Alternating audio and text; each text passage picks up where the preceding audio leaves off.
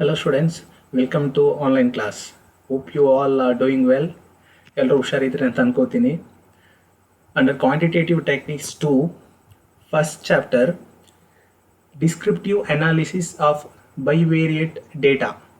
So first unit ಅಲ್ಲಿ first chapter ಅಲ್ಲಿ main concept ಅನ್ನೋದೇ correlation. So in this session I am going to explain you meaning, definition and types of correlation. So ಈ ಮೂರು concept ಅನ್ನ ಈ session ಅಲ್ಲಿ ನೋಡೋಣ. ಥಿಯರಿ ಕಾನ್ಸೆಪ್ಟ್ ನೋಡುವ ಇಲ್ಲಿ. So first, meaning of correlation. What do you mean by correlation? See, the name only indicates correlation. There is a relationship. ಏನೋ relationship ಇದೆ ಅಂತ ಅರ್ಥ. Correlation is a measure of association between two or more variables. When two or more variables vary in sympathy so that movement in one tends to be accompanied by corresponding movements in the other variables, they are said to be correlated. Correlation is the study of the natural relationship between two or more variables. So ಇಲ್ಲಿ correlation ಅಂದ್ರೆ ಏನು ಅಂದ್ರೆ ಎರಡು ವೇರಿಯೇಬಲ್ಸ್ಗಳ ನಡುವೆ ಇರುವ ಸಂಬಂಧವನ್ನು ನಾವು ಅಧ್ಯಯನ ಮಾಡೋದು. ಈಗ ಲಾಸ್ಟ್ ಸೆಮಿಸ್ಟರ್ನಲ್ಲಿ ನಾವು ಸ್ಟಾರ್ಟಿಂಗಲ್ಲಿ ಮೀನ್ ಮೀಡಿಯನ್ ಮೋಡ್ ಅನ್ನು ಮಾಡಿದ್ದು. ಮೀನ್ ಮೀಡಿಯನ್ ಮೋಡ್ ಮಾಡುವಾಗ ಅಲ್ಲಿ ಅಬ್ಸರ್ವೇಷನ್ ತಗೋತಾ ಇದ್ದೋ, ವೇರಿಯೇಬಲ್ಸ್ ಅನ್ನ ತಗೋತಾ ಇದ್ದೋ. ಅಲ್ಲಿ ನಮಗೆ ಬರೀ ಒಂದೇ ಒಂದು ವೇರಿಯೇಬಲ್ಸ್ ಇತ್ತು, ಬರೀ ಎಕ್ಸ್ ಮಾತ್ರ ಕೊಡ್ತಾ ಇದ್ರು. ಎಕ್ಸ್ ಜೊತೆ ವೈ ಅಂತ ಎಲ್ಲೂ ಕೊಡ್ತಾ ಇರಲಿಲ್ಲ.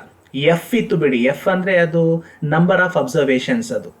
ಸೊ ಎಫ್ಗೂ ಎಕ್ಸ್ಗೂ ಸಂಬಂಧ ಇಲ್ಲ, ಎಷ್ಟೋ ನಂಬರ್ಸ್ ಅಂತ ಅರ್ಥ ಅಷ್ಟೇ ಎಫ್ ಅಂದ್ರೆ.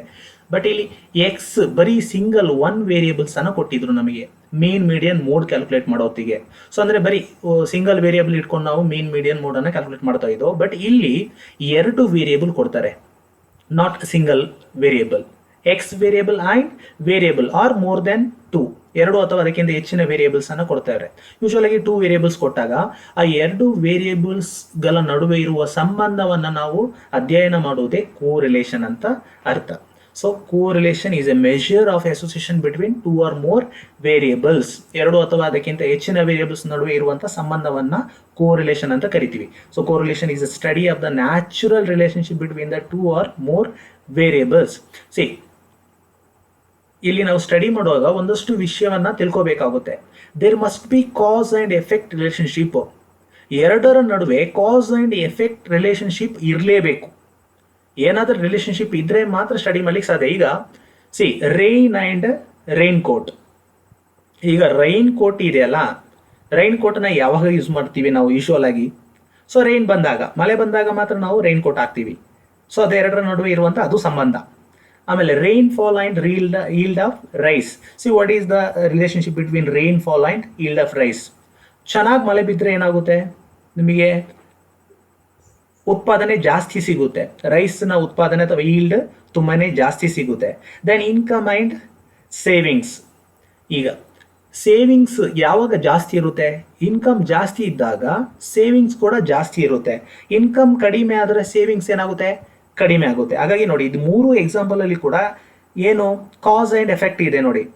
ಮೂರಲ್ಲೂ ಕೂಡ ರಿಲೇಶನ್ಶಿಪ್ ಇದೆ ಆ ಎರಡು ವೇರಿಯೇಬಲ್ಸ್ ನಡುವೆ. ಈಗ ಫಾರ್ ಎಕ್ಸಾಂಪಲ್ ಇನ್ಕಮ್ ಸೇವಿಂಗ್ಸ್ ಅನ್ನೋದು ಎರಡು ವೇರಿಯೇಬಲ್, ಇನ್ಕಮ್ ಅನ್ನೋದು ಒಂದು ವೇರಿಯೇಬಲ್, ಸೇವಿಂಗ್ಸ್ ಅನ್ನೋದು ಮತ್ತೊಂದು ವೇರಿಯೇಬಲ್. ಈಗ ರೈನ್ ಕೋಟ್ ಎರಡು variable, rainfall and yield of rice ಎರಡು ವೇರಿಯೇಬಲ್ಸ್. ಈ ಎರಡು ವೇರಿಯೇಬಲ್ಸ್ಗಳ ನಡುವೆ ಇರುವಂತಹ ಸಂಬಂಧವನ್ನೇ ನಾವು ಕೋರಿಲೇಷನ್ ಅಂತ ಕರಿತೀವಿ. If there are simultaneous change in the value of two variables then it is correlation.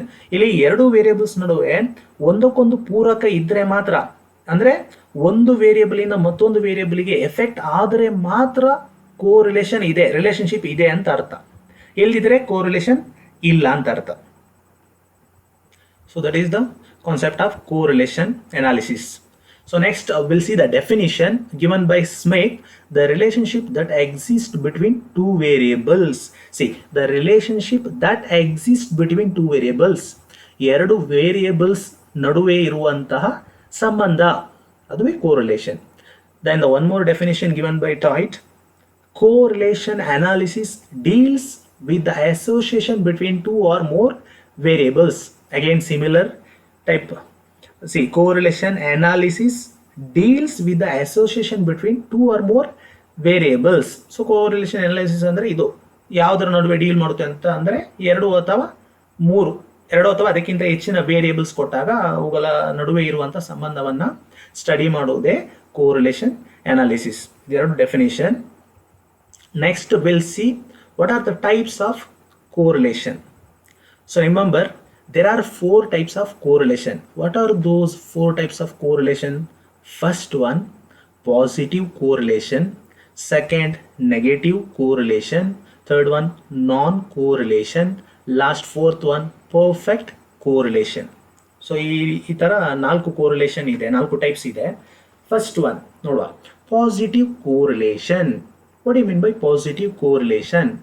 When the value of one variable increases with respect to another variables.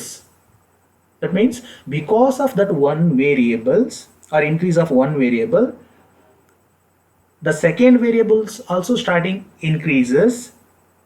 It shows the positive correlation between these two variables. See example, income and expenses. See, when income are increasing or income are more, your expenses, what will happen? Your expenses will go up. You will try to spend more and more amount because you have enough income. When the income are very less, your expenses also come down. So ಅಲ್ಲಿ ನಮಗೆ income ಜಾಸ್ತಿ ಆದಾಗೆ ಖರ್ಚು ಏನಾಗುತ್ತೆ? ಖರ್ಚು ಕೂಡ ಜಾಸ್ತಿ ಆಗುತ್ತೆ. ಆದಾಯ ಜಾಸ್ತಿ ಆದರೆ ಖರ್ಚು ಜಾಸ್ತಿ ಆಗುತ್ತೆ. ಅದೇ ಆದಾಯ ಕಡಿಮೆ ಆದರೆ ಏನಾಗುತ್ತೆ? ನಿಮ್ಮ ಎಕ್ಸ್ಪೆನ್ಸಸ್ ಕೂಡ ಕಡಿಮೆ ಆಗುತ್ತೆ. ಹಾಗಾಗಿ ಎರಡೂ ಕೂಡ ಒಂದೇ ರೀತಿಯಾದಂಥ ಮೂಮೆಂಟ್ ಇದ್ರೆ, ಜಾಸ್ತಿ ಆದರೆ ಜಾಸ್ತಿ, ಕಡಿಮೆ ಆದರೆ ಕಡಿಮೆ, ಎರಡೂ ಒಂದೇ ರೀತಿಯಾದಂಥ ಮೂಮೆಂಟ್ ಇದ್ದಾಗ ಅದನ್ನು ನಾವು ಪಾಸಿಟಿವ್ ಕೋರಿಲೇಷನ್ ಅಂತ ಕರಿತೀವಿ.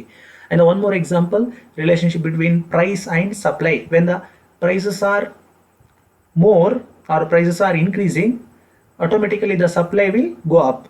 They will starting supplying more and more products. When prices are come down, supply also will come down. ಈಗ ಯಾವುದೇ ಒಂದು ವಸ್ತುವಿನ ಪ್ರೈಸ್ ಜಾಸ್ತಿ ಆದಾಗ ಸಪ್ಲೈ ಜಾಸ್ತಿ ಮಾಡ್ತಾರೆ, ಪ್ರೈಸ್ ಕಡಿಮೆ ಆದಾಗ ಸಪ್ಲೈ ಕಡಿಮೆ ಮಾಡ್ತಾರೆ. ಹಾಗಾಗಿ ಇದನ್ನು ನಾವು ಪಾಸಿಟಿವ್ ಕೋರಿಲೇಷನ್ ಅಂತ ಕರಿತೀವಿ. The second one, negative correlation. When the change in both the variables are in different direction, ಎರಡು ವೇರಿಯೇಬಲ್ಗಳ ನಡುವೆ ಚೇಂಜಸ್ ಡಿಫರೆಂಟ್ ಆಗಿ ಇದ್ದಾಗ, ಅಂದರೆ ಒಂದು ಪಾಸಿಟಿವ್ ಇದ್ದಾಗ ಮತ್ತೊಂದು negative. For example, not positive ಅಂತಲ್ಲ, ಒಂದು ಇನ್ಕ್ರೀಸ್ ಆಗ್ತಾ ಇದ್ದಾಗ ಮತ್ತೊಂದು ವೇರಿಯೇಬಲ್ ಡಿಗ್ರೀಸ್ ಆಗಲಿಕ್ಕೆ ಸ್ಟಾರ್ಟ್ ಆಗುತ್ತೆ. ಒಂದು ಡಿಕ್ರೀಸ್ ಆದಾಗ ಮತ್ತೊಂದು ಏನಾಗುತ್ತೆ? ಉಲ್ಟಾ, ಡಿಕ್ರೀಸ್ ಆದಾಗ ಮತ್ತೊಂದು ಇನ್ಕ್ರೀಸ್ ಆಗುವಂಥದ್ದು. ಸೊ ಅಂದರೆ ಎರಡು ವೇರಿಯೇಬಲ್ ಅಪೋಸಿಟ್ ಡೈರೆಕ್ಷನ್ಲಿ ಮೂವ್ ಆಗ್ತಾ ಇರುತ್ತೆ. ಎಕ್ಸ್ ವೇರಿಯೇಬಲ್ ವೈ ವೇರಿಯೇಬಲ್ ಅಂತ ತಗೊಂಡಾಗ ಎಕ್ಸ್ ಇನ್ಕ್ರೀಸ್ ಆದಾಗ ವೈ ಏನಾಗುತ್ತೆ? ಡಿಕ್ರೀಸ್ ಆಗುತ್ತೆ. ಅದೇ ಪಾಸಿಟಿವ್ ಅಲ್ಲಿ ಏನಾಗ್ತಿತ್ತು? ಎಕ್ಸು ಇನ್ಕ್ರೀಸ್ ಆಗ್ತಿತ್ತು, ವೈನೂ ಇನ್ಕ್ರೀಸ್ ಆಗ್ತಿತ್ತು. ಬಟ್ ಸೆಕೆಂಡ್ ನೆಗೆಟಿವ್ ಕೋರಿಲೇಷನ್ ಅಲ್ಲಿ ಒಂದು ಇನ್ಕ್ರೀಸ್ ಆಗುತ್ತೆ, ಒಂದು ಡಿಕ್ರೀಸ್ ಆಗುತ್ತೆ. When the change in both the variables are in different direction. Example, price and demand. ನೋಡಿ, ಪ್ರೈಸ್ ಮತ್ತು ಡಿಮಾಂಡ್ಗೆ ಇರುವಂಥ ಸಂಬಂಧ ಹೇಗೆ ಅಂತೇಳಿದರೆ, ವಸ್ತುವಿನ ರೇಟ್ ಜಾಸ್ತಿ ಆದಾಗ ಅದಕ್ಕೆ ಇರುವಂಥ ಡಿಮಾಂಡ್ ಏನಾಗುತ್ತೆ? ಕಡಿಮೆ ಆಗುತ್ತೆ. ಅದೇ ವಸ್ತುವಿನ ರೇಟ್ ಕಡಿಮೆ ಆದಾಗ ಡಿಮಾಂಡ್ ಏನಾಗುತ್ತೆ? ಜಾಸ್ತಿ ಆಗುತ್ತೆ. ನೋಡಿ, ಉಲ್ಟಾ. When prices are increasing, the demand for that particular product will start decreasing. When prices are decreasing, the demand automatically will go up. Then again the relationship between expenses and savings. ಖರ್ಚು ಮತ್ತು ಉಳಿತಾಯಕ್ಕೆ ಇರುವಂಥ ಸಂಬಂಧ ನೋಡಿ, expenses ಮತ್ತು ಸೇವಿಂಗ್ಸಿಗೆ. Expenses ಜಾಸ್ತಿ ಆದಾಗ savings ಏನಾಗುತ್ತೆ? ಕಡಿಮೆ ಆಗುತ್ತೆ.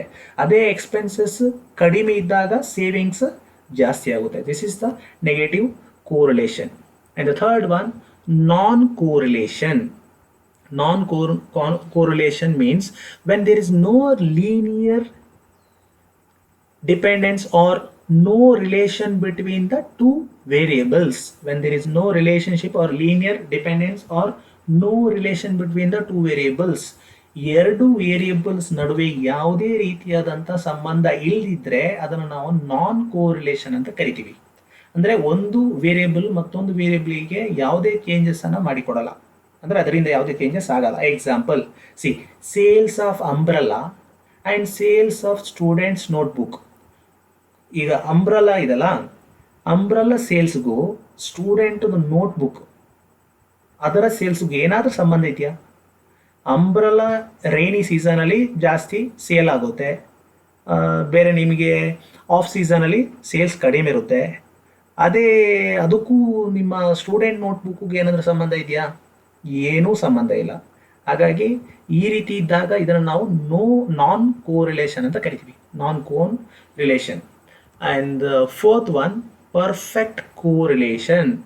If variables show exact linear relationship, they are said to be perfect correlation. Perfect correlation may be positive or negative. So ಇಲ್ಲಿ ಪರ್ಫೆಕ್ಟ್ ಕೋರಿಲೇಷನ್ ಅಂತಂದರೆ ಎರಡು ವೇರಿಯೇಬಲ್ಗಳ ನಡುವೆ ಇರುವಂಥ ಸಂಬಂಧ ಪರ್ಫೆಕ್ಟ್ ಆಗಿರುತ್ತೆ. ಅಂದರೆ ಈಗ ಎಕ್ಸಲ್ಲಿ 10% ಇನ್ಕ್ರೀಸ್ ಆದರೆ ವೈಯಲ್ಲೂ 10% ಇನ್ಕ್ರೀಸ್, ಎಕ್ಸಲ್ಲಿ 5% ಡಿಗ್ರೀಸ್ ಆದರೆ ವೈಯಲ್ಲೂ 5% ಡಿಗ್ರೀಸ್.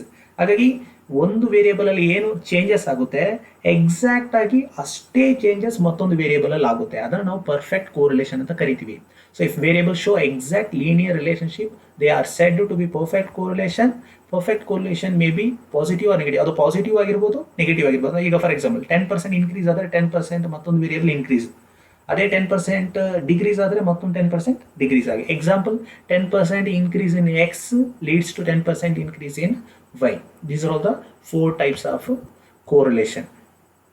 Yes, thank you.